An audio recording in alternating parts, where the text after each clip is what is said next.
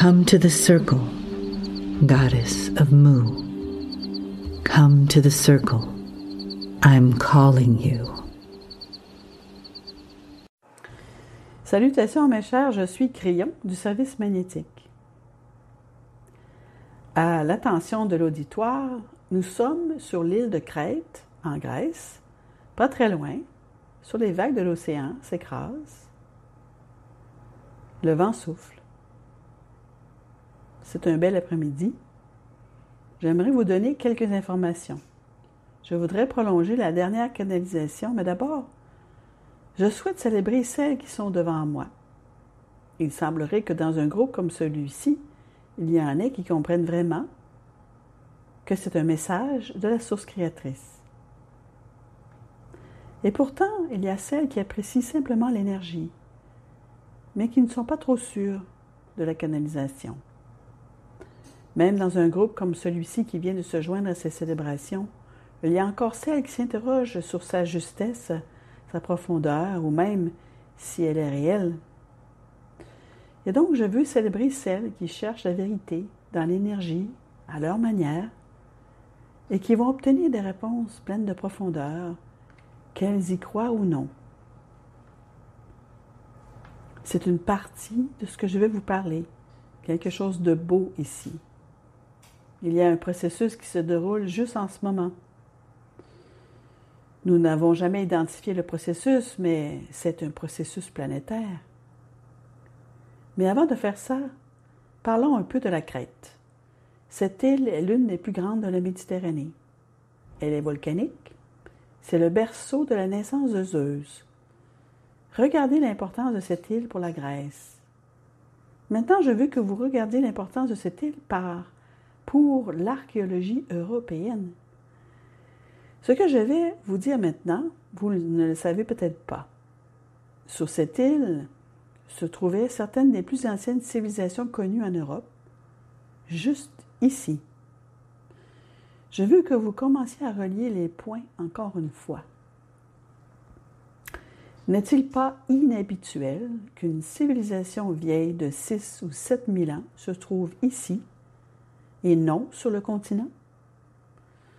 On pointe cette île et on dit « Voici certains des plus anciens artefacts que l'on a trouvés de toutes les civilisations européennes ici. » Et je souris et je dis « Est-ce que cela vous fait penser aux Lémuriens? » Nous vous avons parlé à plusieurs reprises du processus de départ des Lémuriens, du syndrome de l'île, de ceux qui, dans leur acache, ont l'habitude de mettre en place des choses sur une île. Et ils l'ont fait à nouveau. Maintenant, retournons 7000 ans en arrière et revoyons ce qui était ici. C'était le début de vous-même, pas le début de l'humanité. Vous sortiez d'une autre étape où vous vous étiez détruit une fois de plus. Je vous l'ai déjà dit, l'humanité a 50, 60, 70 000 ans. Vous vous trouvez seulement dans le dernier groupe de 15 000 ans. Si vous voulez savoir ce qu'il y a de plus ancien en Europe, dans la vallée de l'Indus, si vous voulez appeler cela l'Europe, cela remonte à presque 13 000 ans. Et pourtant, il y a tellement plus avant ça. Les humains diront, eh bien, pourquoi ne pouvons-nous pas le trouver ici? Il y avait probablement d'autres civilisations avant celles qu'ils ont découvertes ici. Et c'est tout à fait vrai. Une île a une situation particulière.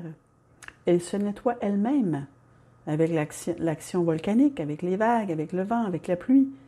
Il ne reste que très peu de choses après un certain temps. Sur une île, il n'y a pas vraiment de raison de creuser. En fait, si vous le faites, parfois vous ne trouverez que de l'eau. Et donc, il n'y a pas beaucoup de ruines sur une île. Il se peut donc qu'il n'y ait jamais de validation crédible de ce que je vais vous dire ou ce que je vous dis. Alors, contentons-nous de l'histoire connue. Encore une fois, je demande, n'est-il pas intéressant que la civilisation d'ici a été le précurseur de la majeure partie de l'Europe? N'est-il pas intéressant que Zeus, l'un des principaux, sinon le principal dieu, était ici? La mythologie en fait le chef suprême sur cette île. C'est quelque chose d'autre qui mérite d'être examiné. Pourquoi n'était-il pas sur le continent? Tout cela m'amène à une conclusion. Les choses ne sont pas toujours ce qu'elles semblent être. Je voudrais vous emmener en voyage. Et ce voyage est celui de la réalisation. Sur la planète, en ce moment, vous avez de grands systèmes de croyances, un peu moins de 5. Chacun d'entre eux se bat pour ce qu'ils considèrent être le chemin vers Dieu. Chacun d'eux. De façon linéaire, ils construisent des boîtes autour de cela, et chacun dit qu'il détient le seul chemin qui mène à Dieu. En effet, il existe un monothéisme, mais si vous regardez les fondements de chaque système de croyance, ils diront que les autres ont tort. Ils diront « Nous avons raison ». Laissez-moi vous expliquer pourquoi. Peut-être n'avez-vous jamais relié les points là-dessus. C'est vraiment un beau message. La raison pour laquelle ils sont si sûrs que leur façon de faire, leurs anciens, leurs maîtres, leurs prophètes, est la seule façon de faire, c'est parce qu'ils ont des résultats. Ils ont de bonnes informations. Ils ont des guérisons merveilleuses dans tous les temples qu'ils élèvent, que vous appeliez une église ou une synagogue, peu importe, ils obtiennent des guérisons. Ils ont donc ce merveilleux résultat et ils ressentent tous l'amour de Dieu. Ils ressentent les mêmes fourmillements que certains d'entre vous lorsque vous vous essayez et méditez et vous faites appel à la source créatrice. Ils peuvent être tournés dans une certaine direction sur un tapis de prière. Et croyez-moi, ils le ressentent de la tête aux pieds. Et chacun d'entre eux dit qu'à cause de cela, ils savent qu'ils ont trouvé la source. On leur dit d'ailleurs de ne pas regarder les autres. C'est un système très survivaliste, comme l'humanité en a toujours eu. Ne regardez pas autour de vous, restez dans votre groupe. C'est le cercle de survie et de protection. Un vieux système linéaire. Mais très cher, parmi l'ancienne énergie linéaire de tout cela, il y a les belles guérisons qui se produisent grâce à cela. Je vais développer ce que nous vous avons déjà dit. Nous sommes allés à Delphes, parfois appelé Delphi, dans le temple intérieur de la déesse. Et je vous ai dit quelque chose que je vais approfondir aujourd'hui. Et je veux que vous reliez les points de la mythologie grecque jusqu'à aujourd'hui. Il se passait quelque chose comme un processus. Logiquement, un cerveau 4D, cerveau gauche, je veux que vous pensiez à ce qui se passe et que vous arriviez à votre propre conclusion. Si vous aviez 12, 1, 2, 3 dieux mythologiques, ils étaient complètement et totalement invisibles parce qu'ils n'existaient pas.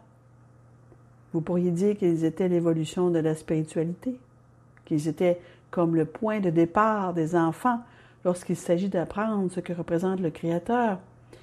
Et comment en ce monde ont-ils pu les découvrir s'ils étaient invisibles? Comment ont-ils pu les découvrir? Comment leur parler?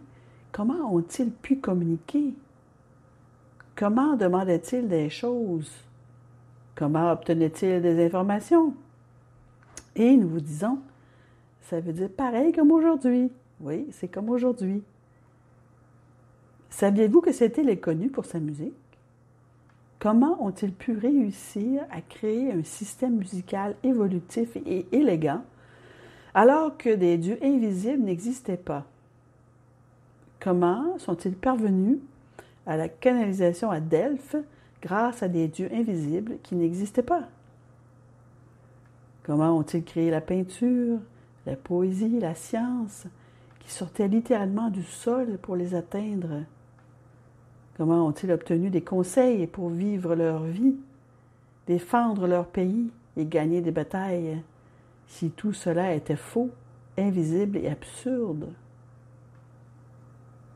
Je vous le demande, comment cela s'est-il produit? Comment cela a-t-il pu se produire? C'est le même processus qu'aujourd'hui. Je vais vous dire ceci. le Dieu aimant qui a créé cette planète, le vent que vous sentez en ce moment, l'océan que vous regardez et auquel vous chantez, ce Dieu particulier sait qui vous êtes. Il connaît votre nom. Et vous êtes une partie de cela. Par conséquent, lorsque vous vous mettez en état de demander, d'effacer votre mental et votre intellect pour dire « Cher Dieu, dis-moi ce que j'ai besoin de savoir. » Alors, vous obtiendrez des réponses, peu importe qui est votre prophète. Je veux vous rappeler que les maîtres et les prophètes étaient tous connectés à la même source. Et donc, ils venaient et ils disaient à cet instant, « Honorez-vous les uns les autres. Honorez ceux en qui vous ne croirez jamais, comme faisant partie de la source créatrice. Ne vous désunissez plus les uns les autres. Rassemblez-vous et voyez les points communs depuis cette île jusqu'au continent. » Il y a des milliers d'années, littéralement, le processus était le même. Les êtres humains se ressemblaient et parlaient à une source invisible. Ils avaient tous des noms pour la désigner, cela n'a pas d'importance. Mais quand ils ont commencé à faire confiance à ce qu'ils ne pouvaient pas voir, peu importe le système, peu importe la doctrine, peu importe les règles qu'il aurait pu appliquer ou non, peu importe les règles des hommes, cela n'avait pas d'importance. Parce que Dieu, l'Esprit, a vu en eux quelqu'un au cœur pur, quelqu'un qui demandait les choses dont il avait besoin, et il recevait des réponses. Vous pouvez en voir les résultats aujourd'hui dans les écrits, dans la beauté, l'élégance et la profondeur de l'histoire grecque. Et vous ne pouvez pas dire que cela vient de la méthodologie qui ne représentait rien du tout.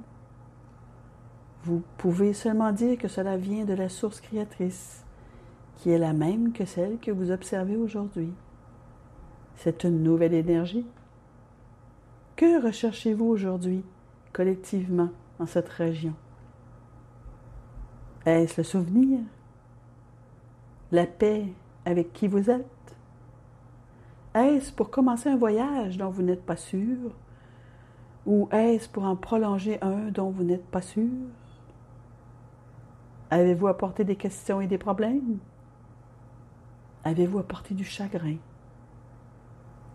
Je sais qui vous êtes, tout comme l'esprit, le même qui s'est tenu ici et qui a délivré tant d'énergie, d'informations, de beauté, de sagesse pendant tant d'années.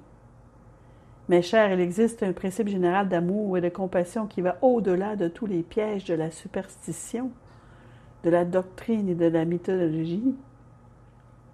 Oui, de la mythologie, et qui touche le cœur pur. Ne pouvez-vous pas vous réjouir, car tel est le message. Et c'est pourquoi les choses ont fonctionné comme elles l'ont fait. Peu importe les noms donnés aux dieux, peu importe leur dysfonctionnement, peu importe, car ce sont les humains qui se sont tournés vers des sources invisibles et ont demandé « Dis-moi ce que j'ai besoin de savoir. » Vous pourriez peut-être faire de même, puis prendre du recul, mais vous obtiendrez des réponses. Et c'est ainsi.